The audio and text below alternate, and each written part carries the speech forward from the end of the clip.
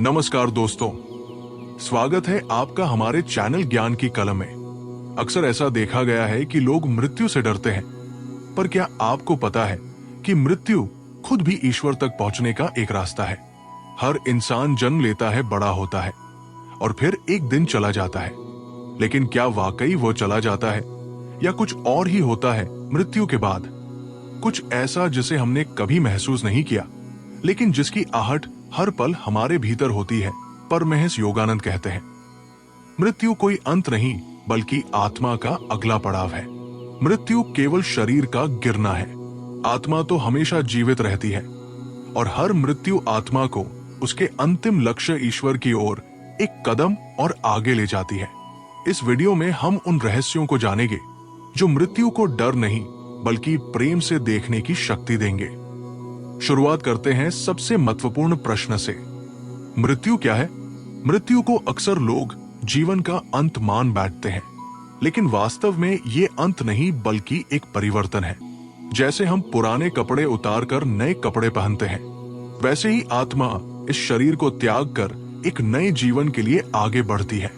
परमहंस योगानंद ने मृत्यु को जीवन का एक सुंदर पड़ाव कहा है, एक ऐसा पल जहां आत्मा कुछ समय के लिए विश्राम करती है, अपने पिछले जीवन का मूल्यांकन करती है और फिर आगे की यात्रा तय करती है। हमारी आत्मा अनंत है, ना वो जन्म लेती है ना मरती है। शरीर एक साधन है, एक वाहन है जिससे आत्मा इस भौतिक दुनिया में अनुभव करती है, सीखती है और अपने कर्मों को पूरा करती है। जब ये शरीर पुराना या अनुपयोगी हो जाता है, तब आत्मा उसे छोड़ देती है। जैसे कोई यात्री अपनी यात्रा के बाद गाड़ी से उतरता है। मृत्यु का अनुभव डरावना नहीं होता अगर हम आत्मा के स्तर से उसे देखें। ये एक शांत बदलाव है जहां शरीर शांत हो जाता है लेकिन चेतना बनी रहती है। इसलिए परमहंस योगानंद बार बार कहते हैं, तुम ये शरीर नहीं हो, तुम आत्मा हो, शाश्वत, अमर और प्रकाशमय आत्मा। अगर हम इस सच को समझ ले तो मृत्यु हमें डराएगी नहीं बल्कि हमें और अधिक जागरूक बनाएगी कि हम इस जीवन को कैसे जी रहे हैं। मृत्यु हर किसी के जीवन में आती है, लेकिन जो इसे एक दिव्य परिवर्तन के रूप में देखता है, उसके लिए ये एक भय नहीं बल्कि एक महान अनुभव बन जाता है। आत्मा अमर क्यों है? हम सब अपने आप को इस शरीर, नाम और पहचान से जोड़ते हैं, लेकिन ये सब अस्थायी है। शरीर जन्म लेता है, बड़ा होता है, बूढ़ा होता है और अंत में नष्ट हो जाता है, परंतु आत्मा कभी ना जन्म लेती है ना मरती है। आत्मा वो शुद्ध चेतना है जो हमारे भीतर रहती है, जो इस जीवन को देख रही है, अनुभव कर रही है और शरीर के माध्यम से इस संसार में कर्म कर रही है। परमहंस योगानंद कहते हैं, तुम मर नहीं सकते क्योंकि तुम शरीर नहीं हो, आत्मा हो। इसका अर्थ यह है कि असली तुम वो हो जो सोचता है, अनुभव करता है और हर जन्म में साथ चलता है। आत्मा ना अग्नि से जलती है, ना जल से भीगती है, ना हवा से सूखती है। गीता में भी यही बताया गया है। आत्मा अजर, अमर और अविनाशी है। आत्मा अमर इसलिए है क्योंकि वो ईश्वर का ही अंश है। जैसे समुद्र की एक बूंद में भी समुद्र का ही सार होता है, वैसे ही आत्मा में भी परमात्मा का अंश होता है। परमात्मा नाशवान नहीं है, इसलिए आत्मा भी नहीं है। वो अनादि है, ना उसका कोई आरंभ है ना अंत।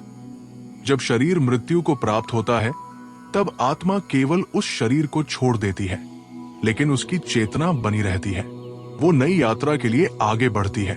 यही कारण है कि मृत्यु आत्मा के लिए कोई समाप्ति नहीं बल्कि एक नए अध्याय की शुरुआत होती है। इसलिए परमहंस योगानंद बार बार कहते थे, अपने को शरीर मत समझो, तुम आत्मा हो, प्रकाश का एक ज्योतिर्मय कण जिसे कभी मिटाया नहीं जा सकता। जब हम इस सत्य को समझ जाते हैं, तब मृत्यु का भय खत्म हो जाता है और जीवन का हर क्षण एक नई चेतना से भर उठता है। मृत्यु के क्षण में क्या होता है? जब मृत्यु का क्षण आता है, तब सबसे पहले शरीर की इंद्रियां धीरे धीरे काम करना बंद कर देती है। आंखें धुंधली हो जाती है, सुनाई देना कम हो जाता है, स्पर्श का अनुभव मिटने लगता है, सांसें धीमी हो जाती है और शरीर धीरे धीरे एक शांत अवस्था में चला जाता है। ये प्रक्रिया बाहर से देखने पर केवल शारीरिक प्रतीत होती है, लेकिन भीतर कुछ और ही चल रहा होता है। अंदर आत्मा एक गहरे अनुभव से गुजर रही होती है। ये वही आत्मा है जो अब तक शरीर के माध्यम से जीवन को जी रही थी, सोच रही थी, बोल रही थी, महसूस कर रही थी। अब वो शरीर से धीरे धीरे अलग होने लगती है। जैसे कोई पक्षी पिंजरे से उड़ने की तैयारी करता है, वैसे ही आत्मा उस शरीर के पिंजरे से बाहर निकलने लगती है। परमहंस योगानंद कहते हैं कि मृत्यु के समय आत्मा एक सूक्ष्म ऊर्जा रूप में शरीर से बाहर निकलती है। ये निकास सामान्यतः मस्तिष्क के ऊपरी भाग यानी ब्रह्मरंध्र से होता है, जहां से आत्मा ईश्वर से पुनः जुड़ती है। जैसे बिजली का बल्ब बंद कर दिया जाए पर बिजली नष्ट नहीं होती, उसी तरह शरीर निष्क्रिय हो जाता है पर आत्मा बनी रहती है। इस क्षण आत्मा को एक प्रकार की मुक्ति का अनुभव होता है, यदि उसका मन शांत हो और उसने जीवन में ईश्वर का स्मरण किया हो। लेकिन यदि मन अशांत हो, डर, क्रोध या आसक्ति से भरा हो, तो आत्मा भ्रम में भी जा सकती है। इसलिए मृत्यु के क्षण को पवित्र और शांत बनाना बहुत आवश्यक होता है। मृत्यु के उस अंतिम क्षण में आत्मा अपने जीवन का मूल्यांकन करती है। जैसे किसी फिल्म की तरह अपने सारे कर्म उसके सामने आते हैं। ये सब कुछ ही पलों में घटता है, पर आत्मा के लिए ये अनुभव बहुत गहरा और निर्णायक होता है। यही कारण है कि परमहंस योगानंद और अन्य महायोगी मृत्यु को एक अवसर मानते हैं। चेतना को शुद्ध करने का और ईश्वर से एक होने का सूक्ष्म शरीर का जागरण। जब आत्मा शरीर को त्याग देती है, तब वो अचानक शून्य में विलीन नहीं हो जाती। आत्मा के पास एक और शरीर होता है, जिसे हम सूक्ष्म शरीर यानी सटल बॉडी कहते हैं। ये शरीर आंखों से दिखाई नहीं देता, पर यह मौजूद होता है और आत्मा की चेतना इसी के माध्यम से काम करती है। यही वो शरीर है जिससे आत्मा मृत्यु के बाद भी सोच सकती है, देख सकती है और अनुभव कर सकती है। परमहंस योगानंद बताते हैं कि सूक्ष्म शरीर एक बहुत ही नाजुक ऊर्जा रचना है जो स्थूल शरीर के नीचे छिपी होती है। जैसे कंप्यूटर में हार्डवेयर के अंदर सॉफ्टवेयर चलता है, वैसे ही हमारे भौतिक शरीर के अंदर सूक्ष्म शरीर होता है। मृत्यु के समय जब स्थूल शरीर निष्क्रिय हो जाता है, तब आत्मा इस सूक्ष्म शरीर में पूरी तरह जागरूक हो जाती है। इस सूक्ष्म शरीर में आत्मा अपने कर्मों के अनुसार अगले अनुभवों की ओर बढ़ती है। उसे नए रंग, ध्वनियां, कंपन और कभी कभी दिव्य प्रकाश दिखता है। कुछ आत्माएं दिव्य लोकों की ओर जाती है, तो कुछ भ्रमित होकर धरती के करीब ही रहती है। ये सब कुछ आत्मा की चेतना की स्थिति और उसके कर्मों पर निर्भर करता है। सूक्ष्म शरीर के जरिए आत्मा अभी भी स्वयं को महसूस करती है। उसे ये एहसास होता है कि मैं हूं और वह अपने जीवन की घटनाओं को समझती है। उसे ये भी महसूस होता है कि वो अब भौतिक शरीर में नहीं है, लेकिन उसका अस्तित्व अभी भी जारी है। परमहंस योगानंद इस अवस्था को मृत्यु के बाद की वास्तविक जागरूकता कहते हैं। ये वो चरण है जहां आत्मा को ये पता चलता है कि वो केवल एक नश्वर शरीर नहीं थी, बल्कि वो ऊर्जा, चेतना और ज्ञान से बनी एक दिव्य सत्ता है। इसलिए मृत्यु के तुरंत बाद आत्मा की यात्रा वास्तव में शुरू होती है और उसका पहला पड़ाव होता है सूक्ष्म शरीर का पूर्ण जागरण, जहां से आगे वो स्वर्ग, पुनर्जन्म या मुक्ति की ओर बढ़ती है। कर्मों की गूंज मृत्यु के ठीक बाद आत्मा एक बहुत ही गहरे अनुभव से गुजरती है, जिसे परमहंस योगानंद ने कर्मों की गूंज कहा है। इस अवस्था में आत्मा अपने पूरे जीवन को जैसे एक फिल्म की तरह देखती है। वो फिल्म जिसमें उसका हर छोटा बड़ा कार्य, हर भावना, हर सोच और हर निर्णय दर्ज होता है। ये कोई कल्पना नहीं, बल्कि एक बहुत ही वास्तविक अनुभव होता है जो आत्मा को उसके कर्मों का साक्षी बनाता है। इस प्रक्रिया में आत्मा को सिर्फ ये नहीं दिखता कि उसने क्या किया, बल्कि ये भी अनुभव होता है कि उसके कर्मों से दूसरों को क्या महसूस हुआ। अगर आपने किसी को दुख पहुंचाया है, तो मृत्यु के बाद आप वो दुख खुद महसूस करते हैं, जैसे आप खुद वही व्यक्ति बन गए हो। और अगर आपने किसी को प्रेम, सेवा या दया दी है, तो उसकी मिठास भी आत्मा को छूती है। यही है कर्मों की पूर्ण समीक्षा, जो मृत्यु के बाद हर आत्मा को करनी पड़ती है। ये अनुभव आत्मा को उसके जीवन की सच्चाई से रूबरू कराता है। जीवन में जो बातों को हम नजरअंदाज करते हैं, जैसे झूठ, अहंकार, लालच या दूसरों की भावनाओं को ठेस पहुंचाना, वो सब मृत्यु के बाद बहुत स्पष्ट रूप से सामने आ जाता है। और तब आत्मा खुद तय करती है कि उसे आगे क्या करना है, कौन से कर्मों को सुधारना है और किस दिशा में अगला जन्म लेना है। परमहंस योगानंद इस अनुभव को आत्मा की अंतरात्मा से मुलाकात कहते हैं। ये कोई दंड नहीं बल्कि एक अवसर होता है, खुद को समझने का, अपनी आत्मा से सचमुच जुड़ने का।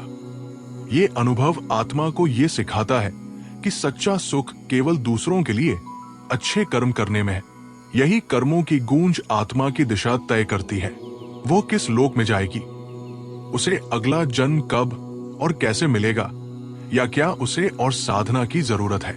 इसीलिए जीवन में किया गया हर कार्य, हर सोच मृत्यु के बाद भी हमारे साथ रहता है। इस अनुभव को समझना जरूरी है, क्योंकि जब हम जान जाते हैं कि हर कर्म की गूंज लौट कर आती है, तब हम और अधिक सचेत होकर करुणा और प्रेम से भरा जीवन जीने लगते हैं। कौन मार्गदर्शन करता है? मृत्यु के बाद जब आत्मा अपने सूक्ष्म शरीर में प्रवेश कर जाती है और अपने कर्मों की गूंज का अनुभव कर रही होती है, तब वो एक अजीब से अकेलेपन और अनजानेपन से घिर जाती है। वो अब इस भौतिक दुनिया में नहीं होती, लेकिन पूरी तरह किसी दूसरे लोक में भी नहीं पहुंची होती। ऐसे समय में आत्मा को जरूरत होती है मार्गदर्शन की, जो उसे सही दिशा में आगे बढ़ने में मदद करे। परमहंस योगानंद बताते हैं कि मृत्यु के बाद आत्मा को अकेला नहीं छोड़ा जाता।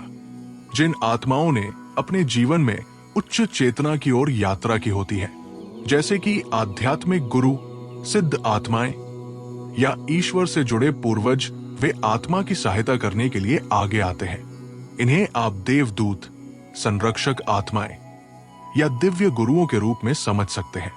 ये आत्माएं आत्मा को शांति का अनुभव कराती है, डर को दूर करती है और आगे के मार्ग की ओर जेंटली ले जाती है।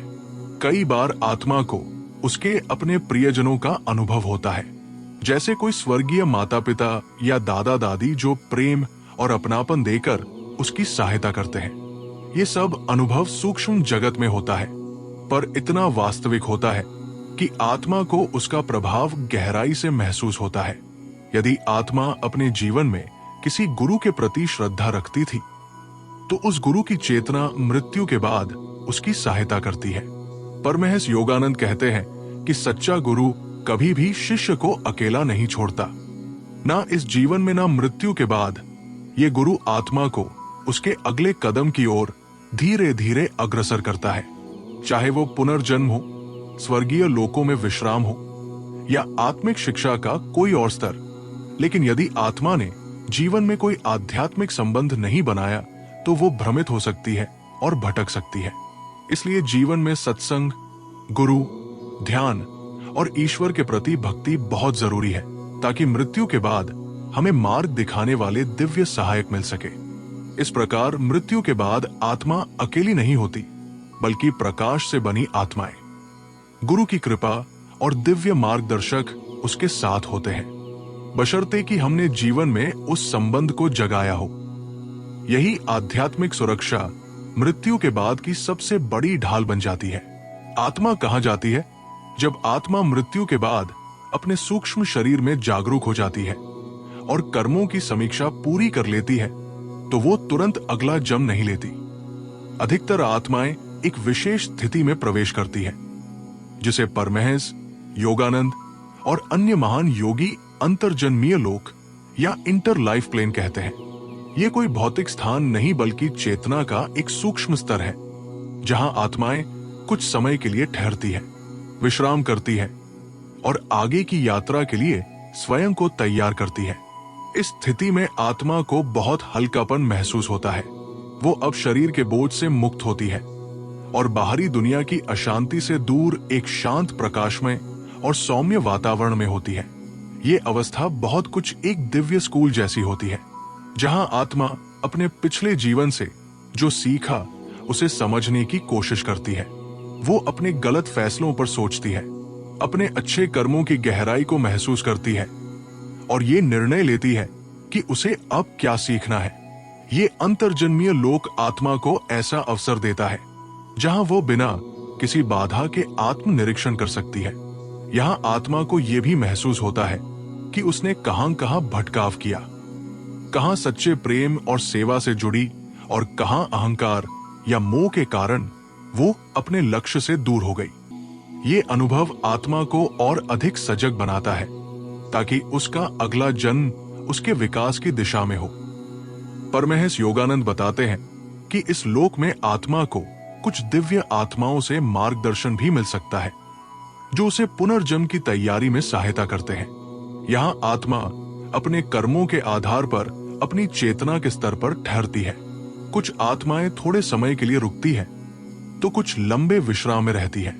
ये वो अवस्था है जहां ना शरीर का दुहक होता है ना सांसारिक चिंता। आत्मा केवल अनुभव करती है शांति, प्रकाश और आत्म जागरूकता। यही कारण है कि इसे आत्मा का विश्राम स्थल भी कहा गया है। जब आत्मा इस विश्राम और तैयारी के चरण से गुजर लेती है तब वो अगली यात्रा की ओर बढ़ती है, चाहे वो पुनर्जन्म हो, स्वर्गीय लोकों में जीवन हो या पूर्ण मुक्ति की ओर एक और प्रयास। यही है मृत्यु और जन्म के बीच का वो रहस्यमय लेकिन दिव्य चरण, इंटर लाइफ प्लेन, जहां आत्मा वास्तव में खुद को जानने के सबसे निकट होती है। मन की स्थिति के अनुसार गमन मृत्यु के समय आत्मा किस दिशा में जाएगी, ये केवल उसके कर्मों पर ही नहीं बल्कि उस क्षण उसकी मन स्थिति पर भी निर्भर करता है। परमहंस योगानंद और गीता दोनों ही इस बात पर विशेष बल देते हैं कि जैसा भाव मृत्यु के समय मन में होता है, आत्मा वैसी ही चेतना की ओर आकर्षित होती है। अगर मृत्यु के समय मन शांत, स्थिर और ईश्वरमय होता है तो आत्मा उच्च लोकों की ओर जाती है जहां शांति, प्रेम और प्रकाश की अनुभूति होती है। लेकिन यदि उस समय मन में भय, क्रोध, मोह या अधूरी इच्छाएं होती है तो आत्मा उसी अस्थिर ऊर्जा की ओर खींच जाती है। ये बिल्कुल वैसा ही है जैसे चुंबक लोहे के टुकड़े को अपनी ओर खींचता है। उसी प्रकार मन का भाव आत्मा को खींचता है। ये भाव क्षणिक नहीं होता। मृत्यु के समय जो अंतिम विचार या भावना होती है वो उस आत्मा की संचित चेतना की झलक होती है। यानी पूरी जिंदगी जैसे उसने जिया, उसका निचोड़ उस अंतिम क्षण में सामने आता है। इसलिए जीवन भर अगर कोई व्यक्ति आत्मिक साधना, सेवा, ध्यान और प्रेम में लगा रहा है तो मृत्यु के समय उसका मन स्वाभाविक रूप से शांत और ईश्वर से जुड़ा होता है। परमहंस योगानंद बताते हैं कि मृत्यु कोई बाहरी घटना नहीं है, ये अंदर से घटने वाली एक ऊर्जा का संक्रमण है। और उस संक्रमण में यदि मन स्थिर, साक्षी और प्रकाश की ओर उन्मुख हो तो आत्मा को सही दिशा मिलती है। वही अगर मृत्यु के समय व्यक्ति किसी से द्वेष, अपूर्ण इच्छाओं या सांसारिक मोह में डूबा होता है तो आत्मा भ्रम में पड़ सकती है। इसलिए आध्यात्मिक जीवन का लक्ष्य केवल जीते जी शांति पाना नहीं बल्कि मृत्यु के समय सही भाव में रहना भी है। जो व्यक्ति हर दिन थोड़ी देर ध्यान करता है, प्रभु का नाम स्मरण करता है और जीवन को प्रेम पूर्वक जीता है, उसकी मृत्यु भी एक शांत यात्रा होती है। अंततः मृत्यु के समय मन की स्थिति ही आत्मा का दिशा सूचक बनती है। वही उसे अगले जीवन की ओर या ईश्वर की ओर ले जाती है। इसलिए जितना जरूरी जीना है उतना ही जरूरी है कैसे जिया जाए और कैसे छोड़ा जाए, क्योंकि अंत ही अगली शुरुआत बनता है। सूक्ष्म लोक का अनुभव जब आत्मा मृत्यु के बाद अपने कर्मों की समीक्षा कर लेती है और मन की स्थिति शुद्ध और शांत होती है, तब कई आत्माएं एक विशेष लोक में पहुंचती है जिसे सूक्ष्म लोक या अस्त्र लोक कहा जाता है। ये कोई भौतिक या भौगोलिक स्थान नहीं है बल्कि चेतना का एक उच्च स्तर है जहां आत्मा को गहरा विश्राम, प्रकाश और दिव्य अनुभव प्राप्त होता है। परमहंस योगानंद इस लोक को प्रकाश और आनंद की दुनिया कहते हैं। यहाँ आत्मा को कोई पीड़ा, भय या भ्रम नहीं होता। ये एक ऐसा स्थान होता है जहां ना कोई भौतिक शरीर का भार है, ना सांसारिक चिंता। केवल एक शुद्ध, सुंदर, हल्का और शांति से भरा हुआ अनुभव होता है। जैसे कोई मधुर संगीत आत्मा को घेरे हो और चारों ओर सुनहरा प्रकाश फैला हो। इस लोक में आत्मा को ऐसा लगता है जैसे वो ईश्वर के और भी अधिक निकट पहुंच गई हो। वहां ना समय होता है, ना भूतकाल या भविष्य की उलझन, केवल एक अखंड वर्तमान होता है जिसमें आत्मा स्वयं को और अधिक गहराई से महसूस करती है। कुछ आत्माएं यहां थोड़े समय के लिए विश्राम करती हैं, तो कुछ आत्माएं जो अत्यधिक पुण्य आत्मा या साधक होती हैं, वे लंबे समय तक इस लोक में रहती हैं। उन्हें वहां और भी ऊंचे ज्ञान, ध्यान और आत्मिक उन्नति के अनुभव होते हैं। ऐसे आत्मिक लोकों में अन्य दिव्य आत्माएं, गुरुओं और मार्गदर्शकों से भी भेंट हो सकती है, जिनसे आत्मा आगे की यात्रा के लिए मार्गदर्शन प्राप्त करती है। अस्त्रोक में आत्मा को अपने सीमित में से बाहर निकलने का अवसर मिलता है। वो ये समझने लगती है कि वो केवल एक व्यक्ति नहीं, बल्कि एक दिव्य चेतना है जो ईश्वर का अंश है। ये अनुभव आत्मा के भीतर गहरा परिवर्तन लाता है और उसकी यात्रा को और अधिक दिव्य दिशा में ले जाता है। इसलिए सूक्ष्म लोक केवल विश्राम का स्थान नहीं, बल्कि आध्यात्मिक जागरण और आत्मिक शिक्षा का एक दिव्य क्षेत्र है। और वहां तक वही आत्माएं पहुंचती हैं जिन्होंने जीवन में सच्चाई, प्रेम, सेवा और ध्यान को महत्व दिया होता है। यही योगानंद का संदेश है। यदि तुम इस जीवन में प्रकाश की ओर बढ़ोगे तो मृत्यु के बाद तुम उसी प्रकाश में प्रवेश करोगे। पुनर्जन्म की प्रक्रिया, पुनर्जन्म का अर्थ है आत्मा का एक नया शरीर धारण करना, एक नया जीवन शुरू करना। परमहंस योगानंद बताते हैं कि जब कोई आत्मा अपने सभी कर्मों से मुक्त नहीं हो पाती, जब उसके भीतर कुछ इच्छाएं अधूरी रह जाती हैं, कुछ सबक अभी सीखे जाने बाकी होते हैं, तब वो इस संसार में फिर से जन्म लेती है ताकि अपने अधूरे कार्यों को पूरा कर सके। ये प्रक्रिया बिल्कुल स्वचालित जैसे प्रकृति का नियम। आत्मा को जब ये अनुभव होता है कि वो पूर्ण नहीं हुई, उसकी यात्रा अभी अधूरी है, तो वो नए शरीर के माध्यम से फिर से पृथ्वी पर आना चाहती है। लेकिन ये जन्म संयोग से नहीं होता। ये आत्मा के पिछले कर्मों, विचारों और संस्कारों पर आधारित होता है। पुनर्जन्म में आत्मा उसी प्रकार के वातावरण, माता पिता और समाज में जन्म लेती है जो उसकी आत्मिक उन्नति के लिए जरूरी होता है। अगर पिछले जन्मों में उसने करुणा और सेवा की थी, तो उसे अच्छे संस्कारों वाले परिवार में जन्म मिल सकता है। और यदि उसने द्वेष, हिंसा या अज्ञानता को चुना था, तो वो कठिन परिस्थितियों में जन्म लेकर फिर से सीखने का अवसर प्राप्त करती है। ये चक्र तब तक चलता रहता है जब तक आत्मा पूरी तरह शुद्ध ना हो जाए, जब तक वो संसार के मोह, अहंकार, लालच और क्रोध से ऊपर उठकर ईश्वर के स्वरूप को ना पहचान ले। यही है जीवन मरण का चक्र, जिसे संसार चक्र या भव चक्र कहा गया है। परमहंस योगानंद कहते हैं कि आत्मा का उद्देश्य बार बार जन्म लेना नहीं है। उसका सच्चा लक्ष्य है मुक्त होना, परमात्मा से एक होना। लेकिन जब तक आत्मा खुद को शरीर, नाम, पद, रिश्तों और सांसारिक सुखों से जोड़ती रहती है, तब तक वो इस चक्र से मुक्त नहीं हो पाती। इसलिए जीवन को केवल जीना नहीं है, उसे समझदारी और आत्मिक जागरूकता के साथ जीना है, ताकि ये जन्म अंतिम बन सके। क्योंकि जब आत्मा पूर्ण हो जाती है, जब उसमें कोई इच्छा, कोई भ्रम बाकी नहीं रहता, तब वह फिर जन्म नहीं लेती, बल्कि अनंत शांति और प्रेम में विलीन हो जाती है। यही है मोक्ष, पुनर्जन्म से मुक्ति का अंतिम द्वार। कौन आत्मा पुनर्जन्म नहीं लेती? हर आत्मा जन्म और मृत्यु के चक्र से गुजरती है, लेकिन ये चक्र हमेशा के लिए नहीं चलता। कुछ आत्माएं ऐसी होती हैं जो इस संसार में रहते हुए ही अपने भीतर की गहराई को पहचान लेती है। वे जान जाती है कि वे ना शरीर है, ना मन, ना भावनाएं, बल्कि केवल शुद्ध चेतना, परमात्मा का अंश है। जब आत्मा इस सत्य को पूरी तरह अनुभव कर लेती है, तब उसे मोक्ष प्राप्त होता है। मोक्ष का अर्थ है संसार के सभी बंधनों से मुक्ति। इसका मतलब ये नहीं कि आत्मा कहीं चली जाती है, बल्कि वह अपने वास्तविक स्वरूप में लौट जाती है, जो ईश्वर है। ये वो अवस्था है जहां आत्मा में कोई वासना, कोई डर, कोई लालच या कोई मैं भाव बाकी नहीं रह जाता। वो पूर्ण रूप से प्रेम, शांति और ज्ञान में स्थित हो जाती है। परमहंस योगानंद कहते हैं कि जब आत्मा मोक्ष को प्राप्त करती है तो उसे फिर कभी जन्म लेने की आवश्यकता नहीं होती, क्योंकि अब उसके भीतर सीखने के लिए कुछ नहीं बचा। वो अब कोई परीक्षा में नहीं है, कोई कर्म अधूरा नहीं है, वो अब पूर्णता में है। ये आत्मा अब ब्रह्मा में लीन हो जाती है, जैसे एक बूंद समुद्र में समा जाती है और फिर कभी अलग नहीं होती। ऐसी आत्मा को जीवन मुक्त भी कहा जाता है, यदि वो जीवन में ही इस स्थिति को प्राप्त कर ले और मृत्यु के बाद वो चेतना सर्वव्यापी हो जाती है। ना जन्म, ना मृत्यु, ना पुनः प्रयास, वो केवल होती है।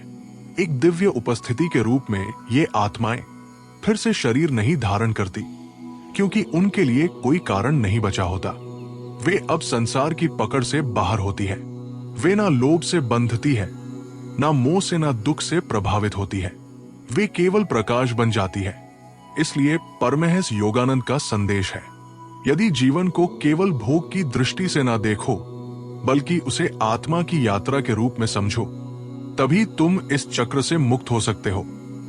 और जब आत्मा मुक्त होती है तब वो पुनर्जन्म नहीं लेती। वो ईश्वर में लौट जाती है, जहां से वो कभी अलग हुई ही नहीं थी। आधे जागृत आत्मा मृत्यु के बाद हर आत्मा तुरंत पूर्ण जागरूक नहीं हो जाती। कुछ आत्माएं ऐसी होती है जो अर्ध जागृत अवस्था में होती है, यानी ना पूरी तरह इस संसार से अलग होती है और ना ही सूक्ष्म लोक की शांति में प्रवेश कर पाती है।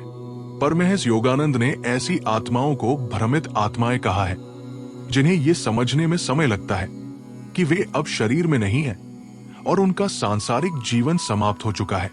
ऐसी आत्माएं अक्सर उन लोगों में होती है जो बहुत अचानक मृत्यु का शिकार हुए हो, जैसे दुर्घटना, आत्महत्या या गहरे दुख में हुई मृत्यु। इनके मन में मृत्यु के समय इतना ज्यादा डर, मोह या असमाप्त इच्छाएं होती है कि आत्मा को यह समझ ही नहीं आता कि उसका जीवन अब समाप्त हो गया है। वो खुद को अभी भी जीवित समझती है, अपने प्रियजनों के पास भटकती है, वही बातें दोहराती है जो वो मृत्यु से पहले सोच रही थी। ये स्थिति एक प्रकार की मानसिक और आध्यात्मिक नींद की तरह होती है। आत्मा शरीर से बाहर तो आ जाती है, पर वो इस सच्चाई को स्वीकार नहीं कर पाती कि अब वो एक नई यात्रा पर है। उसके भीतर का मोह, क्रोध, लालच या पीड़ा इतनी गहरी होती है कि वो उसे छोड़ नहीं पाती। यही उसे जागृत होने से रोकता है। इस अवस्था में आत्मा को मार्गदर्शन की आवश्यकता होती है। कभी कभी आध्यात्मिक गुरुओं या दिव्य आत्माओं की सहायता से ये आत्माएं धीरे धीरे अपनी स्थिति को समझने लगती है। कुछ आत्माएं सपनों या ध्यान के माध्यम से अपने प्रियजनों से जुड़ने की कोशिश करती है, ताकि वे उनकी बात सुने, उन्हें शांत करें और उन्हें आगे बढ़ने दें। परमहंस योगानंद बताते हैं कि ऐसी आत्माओं को शांति देने का सबसे अच्छा उपाय है उनके लिए प्रार्थना करना, प्रेम पूर्वक उन्हें छोड़ देना और उनकी आत्मा की शांति के लिए ईश्वर से प्रार्थना करना। जब कोई आत्मा ये महसूस करती है कि उसे स्वीकार किया गया है, समझा गया है, तब वो धीरे धीरे आगे बढ़ने लगती है। इसलिए जीवन में मृत्यु की तैयारी केवल अपनी मुक्ति के लिए नहीं, बल्कि इस भ्रम से बचने के लिए भी है। जो आत्मा जितनी अधिक जागरूक, शांत और ईश्वर से जुड़ी होती है, वो मृत्यु के बाद उतनी ही सहजता से अपने मार्ग को पहचान लेती है। और जो आत्मा मोह, भय और अज्ञान में डूबी होती है, वो आधे जागृत रह जाती है और उसे आगे बढ़ने में समय लगता है। भूत प्रेत की वास्तविकता, भूत प्रेत की बात अक्सर डरावनी कहानियों या अंधविश्वास के रूप में सुनी जाती है, लेकिन परमहंस योगानंद इस विषय को बहुत गहराई से और स्पष्टता से समझाते हैं। उनके अनुसार प्रेत आत्मा कोई राक्षस या दानव नहीं होती, बल्कि वो आत्मा होती है जो मृत्यु के बाद अपने सूक्ष्म शरीर में होते हुए भी पूरी तरह अगली यात्रा पर नहीं जा पाती। उसका कारण होता है अधूरी इच्छाएं, गहरा मोह या तीव्र भावना। जब कोई व्यक्ति मरता है और उसके मन में कोई बहुत गहरी लालसा रह जाती है, जैसे कि धन का मोह, बदला लेने की भावना, परिवार छोड़ने की चिंता या कोई सांसारिक काम अधूरा, तो उसकी आत्मा शरीर तो छोड़ देती है, लेकिन मन उसी स्थान या उन्हीं लोगों के पास अटक जाता है। वो बार बार वही मंडराती है, खुद को जीवित मानती है और प्रयास करती है कि कोई उसकी बात सुने या उसकी इच्छा पूरी करे। परमहंस योगानंद इसे प्रेत भाव कहते हैं, यानी ऐसी अवस्था जहां आत्मा ना तो पूरी तरह मुक्त होती है, ना ही आगे बढ़ती है। वो स्थूल जगत से अलग होने में असमर्थ होती है और बार बार उन्हीं जगहों, लोगों या वस्तुओं के चारों ओर घूमती रहती है जिनसे वह जुड़ी थी। कई बार लोग अपने घरों में किसी विशेष ऊर्जा, गंध, सपना या अनुभव के रूप में इन्हें महसूस करते हैं। ये स्थिति आत्मा के लिए दुखद होती है क्योंकि वो अपनी बात कह नहीं सकती। शरीर नहीं होता पर भावनाएं होती हैं। वो चाहती है कि कोई उसकी बात समझे, उसकी अधूरी भावना को शांति दे। लेकिन जब कोई उस आत्मा से डरता है या उसे नकारता है तो उसका कष्ट और बढ़ जाता है। योगानंद समझाते हैं कि ऐसी आत्माओं को भटकने से रोकने का उपाय है उनके लिए प्रेम और करुणा से प्रार्थना करना। जब हम उन्हें शांति, प्रकाश और ईश्वर का स्मरण करके भेजते हैं तो धीरे धीरे उनका मोह टूटता है और वे अपने अगले गंतव्य की ओर बढ़ पाती है। इसलिए भूत प्रेत को लेकर डरने की आवश्यकता नहीं है। वे कोई बुरी शक्ति नहीं बल्कि एक भटकी हुई चेतना होती है जिन्हें हमारी समझदारी, प्रार्थना और शांत ऊर्जा की जरूरत होती है। साथ ही जीवन में यदि हम अपने कर्मों को सच्चाई, प्रेम और संतुलन से जीते हैं तो हमारी आत्मा मृत्यु के बाद कभी प्रेत भाव में नहीं फंसती। ये सिखाता है कि मृत्यु की तैयारी जीवन से ही शुरू होती है ताकि आत्मा को शांति मिले और वो मोह के बंधन से मुक्त होकर अपनी ईश्वरीय यात्रा आगे बढ़ा सके। मृत्यु का अनुभव ध्यान में कैसे होता है? परमहंस योगानंद ने मृत्यु को केवल एक अंत नहीं बल्कि एक दिव्य अनुभव माना है जिसे गहराई से समझा जा सकता है यदि हम गहन ध्यान और समाधि की अवस्था में पहुंच जाएं। योगानंद स्वयं ऐसे योगी थे जिन्होंने ध्यान के माध्यम से मृत्यु का अनुभव अपने भीतर जीवित रहते ही किया और बताया कि मृत्यु कोई दर्दनाक घटना नहीं है बल्कि एक सुंदर, शांत और आनंद से भरा विसर्जन है। जब कोई साधक ध्यान में बहुत गहराई तक चला जाता है तो वो शरीर, मन, भावनाओं और सांसों से परे चला जाता है। वो उस स्थिति में पहुंचता है जहां ना मैं रहता है ना मेरा, केवल एक शुद्ध चेतना होती है जो सब ओर फैली होती है। इसी अवस्था को समाधि कहते हैं और यही वो स्थिति है जहां मृत्यु का असली स्वाद छका जा सकता है बिना शरीर को त्यागे। योगानंद ने बताया कि समाधि में जब साधक शरीर की पहचान से बाहर आता है तब उसे महसूस होता है कि वो कोई सीमित प्राणी नहीं बल्कि अनंत प्रकाश और शुद्ध प्रेम है। उस क्षण में सांस रुक जाती है, मन शांत हो जाता है और आत्मा ब्रह्मा के साथ एक हो जाती है। ये वही स्थिति है जो मृत्यु के बाद होती है, लेकिन ध्यान में इसे जागते हुए अनुभव किया जा सकता है। इस अनुभव में कोई डर नहीं होता, कोई पीड़ा नहीं होती, उल्टा एक गहरा विलय होता है, जैसे नदी सागर से मिल जाती है। योगानंद कहते हैं कि मृत्यु यदि सचमुच ऐसी हो तो हर कोई उसकी प्रतीक्षा करेगा। उन्होंने स्पष्ट किया कि मृत्यु को तभी सुंदर बनाया जा सकता है जब हम उसे पहले से पहचान लें और ध्यान ही वो मार्ग है जो हमें इस रहस्य से जोड़ता है। ध्यान में मृत्यु का अनुभव करने वाले योगी मृत्यु को लेकर भयभीत नहीं होते। वे जानते हैं कि मृत्यु एक दरवाजा है, एक संक्रमण है जो आत्मा को अपने शाश्वत घर की ओर ले जाता है। इसीलिए योगानंद जीवन भर ये सिखाते रहे कि यदि तुम हर दिन ध्यान में मरना सीखो तो मृत्यु कभी तुम्हें डरा नहीं सकती। इस अनुभव से ये समझ आता है कि मृत्यु से डरने की बजाय हमें ध्यान के माध्यम से उसका स्वागत करना सीखना चाहिए। तब मृत्यु ना दुख देती है ना विरह, बल्कि वह एक शांत दिव्य मिलन बन जाती है। आत्मा और परमात्मा का मिलन, आत्मा और ईश्वर के बीच का संबंध। परमहंस योगानंद ने आत्मा और ईश्वर के रिश्ते को बहुत सुंदर और सरल तरीके से समझाया है। वे कहते हैं, आत्मा ब्रह्मा की एक लहर है। जैसे समुद्र की सतह पर उठती एक लहर पानी से ही बनी होती है, लेकिन थोड़ी देर के लिए अलग दिखती है, वैसे ही आत्मा भी ईश्वर ब्रह्मा से अलग नहीं होती, बल्कि उसी का अंश होती है। हम सभी की आत्माएं उसी परम चेतना से निकली है, जिसे हम ईश्वर ब्रह्मा या परमात्मा कहते हैं। जब आत्मा जन्म लेती है तो वो शरीर, मन, अहंकार और भावनाओं के पर्दों में ढक जाती है। वो ये भूल जाती है कि उसका असली स्वरूप क्या है और उसे लगने लगता है कि मैं ये शरीर हूं, मैं ये नाम हूं, मैं ये संबंध हूं। पर सच्चाई ये है कि आत्मा ना कभी जन्म लेती है ना मरती है। वो केवल समय सीमा में एक भूमिका निभाती है। मृत्यु के बाद जब आत्मा इन सब आवरणों को त्यागती है, तब वो फिर से उस परम स्रोत की ओर लौटती है जहां से वो आई थी। जैसे लहर समुद्र में वापस मिल जाती है और अपनी अलग पहचान खोकर उस विशालता का हिस्सा बन जाती है, वैसे ही आत्मा जब पूर्ण रूप से शुद्ध हो जाती है, तब वो फिर से ईश्वर में विलीन हो जाती है। ये विलीन होना कोई खो जाना नहीं, बल्कि पूर्णता को प्राप्त करना है। आत्मा और ईश्वर के बीच कोई दूरी नहीं है। ये केवल अज्ञान का पर्दा है जो हमें ये भ्रम देता है कि हम उनसे अलग हैं।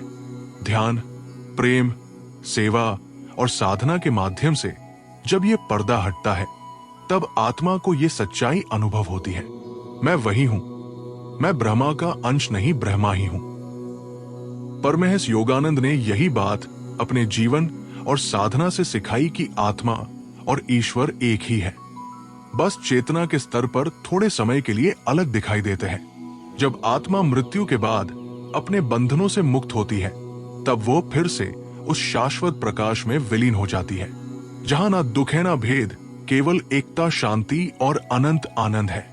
इसलिए आत्मा और ईश्वर का संबंध कोई बाहरी रिश्ता नहीं, बल्कि एक भीतर की पहचान है, जिसे जब हम जान लेते हैं, तब मृत्यु भी एक मिलन का उत्सव बन जाती है। मृत्यु की तैयारी कैसे करें? मृत्यु जीवन का एक ऐसा सत्य है जिससे कोई नहीं बच सकता, लेकिन फिर भी अधिकांश लोग इसकी तैयारी नहीं करते। परमहंस योगानंद कहते हैं, जिस तरह तुम जीवन के हर काम की योजना बनाते हो, उसी तरह मृत्यु के लिए भी सजग तैयारी आवश्यक है। क्योंकि मृत्यु कोई अंत नहीं, बल्कि आत्मा की एक नई यात्रा की शुरुआत है।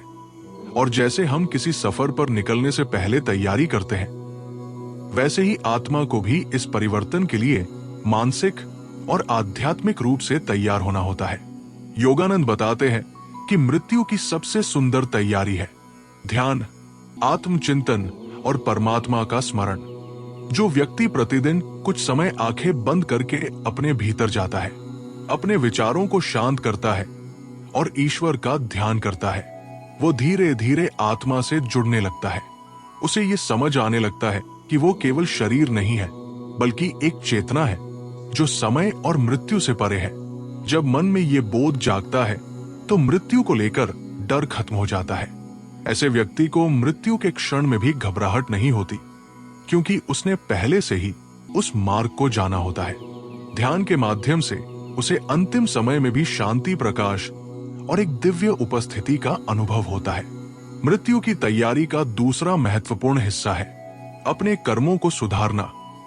यदि हम जीवन में सत्य, करुणा, सेवा और प्रेम का पालन करते हैं, तो हमारे कर्म भी मृत्यु के बाद आत्मा को ऊपर उठाने में सहायक बनते हैं। इसलिए रोज अपने मन और हृदय को शुद्ध करना, ईर्ष्या, द्वेष, लालच, मोह जैसे विकारों से मुक्त करना भी मृत्यु की तैयारी है। परमहंस योगानंद ये भी कहते हैं कि ईश्वर से सच्चा संबंध ही मृत्यु से पार कराता है। जब हम उसे अपना प्रियतम, अपना मार्गदर्शक मानकर जीते हैं, तो वो हमें मृत्यु के उस पार भी थामे रहता है। इसलिए मृत्यु की तैयारी कोई डरावनी बात नहीं, बल्कि एक पवित्र प्रक्रिया है जो ध्यान, प्रार्थना और प्रेमपूर्ण जीवन जीने से शुरू होती है। जो व्यक्ति मृत्यु से पहले अपने भीतर शांति और ईश्वर का अनुभव कर लेता है, उसके लिए मृत्यु दुख नहीं, बल्कि मुक्ति का उत्सव बन जाती है।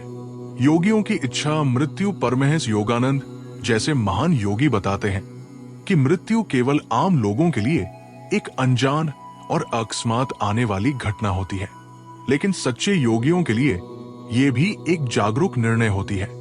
ऐसे आत्मज्ञानी योगी जो जीवन भर ध्यान, संयम और ईश्वर से एकता में जीवन जीते हैं, वे अपनी मृत्यु की घड़ी को जान लेते हैं और उसे पूरी चेतना के साथ स्वीकार करते हैं, जैसे कोई यात्रा तय करके शांति से अपना सामान समेटता है।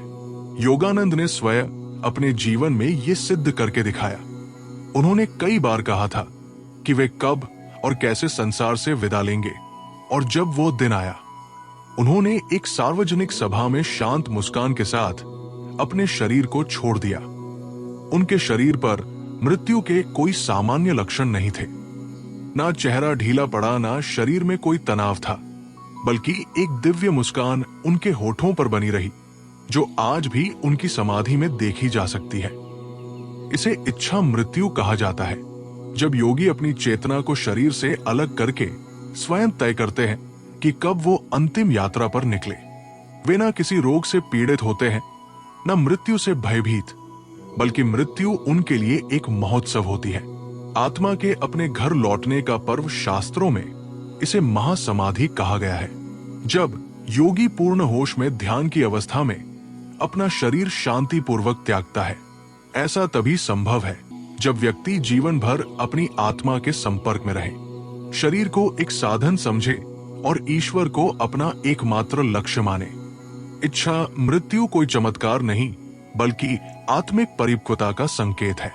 ये दिखाती है कि मृत्यु कोई दुर्भाग्य नहीं, बल्कि एक सच्चे साधक के लिए अंतिम विजय है।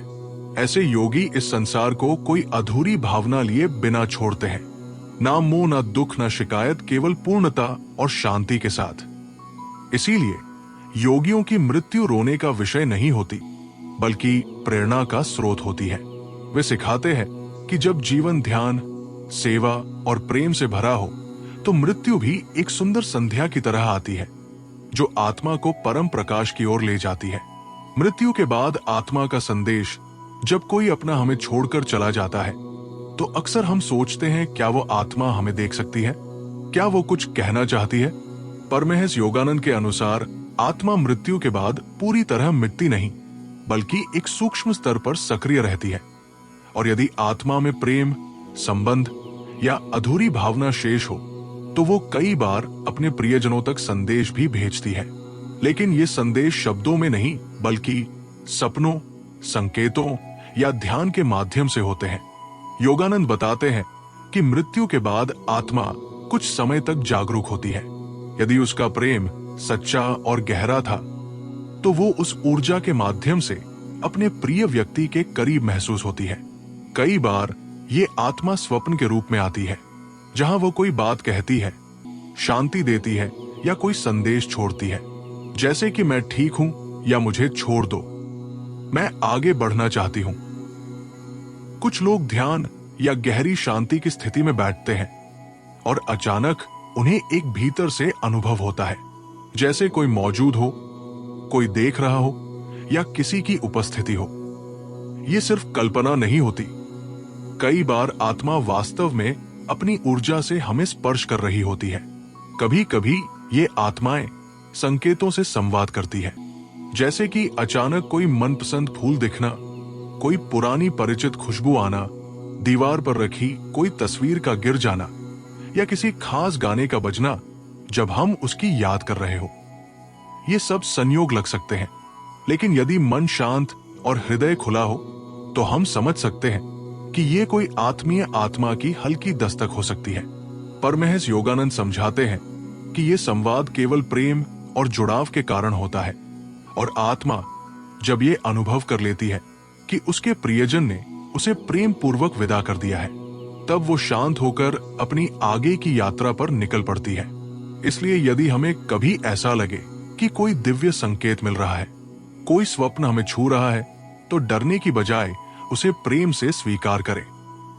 हो सकता है वो किसी आत्मा की अंतिम विदाई हो, या कोई स्नेह भरी झलक जिससे वो कह रही हो, मैं गई नहीं हूं, मैं अब भी तुम्हारे प्रेम में जीवित हूं।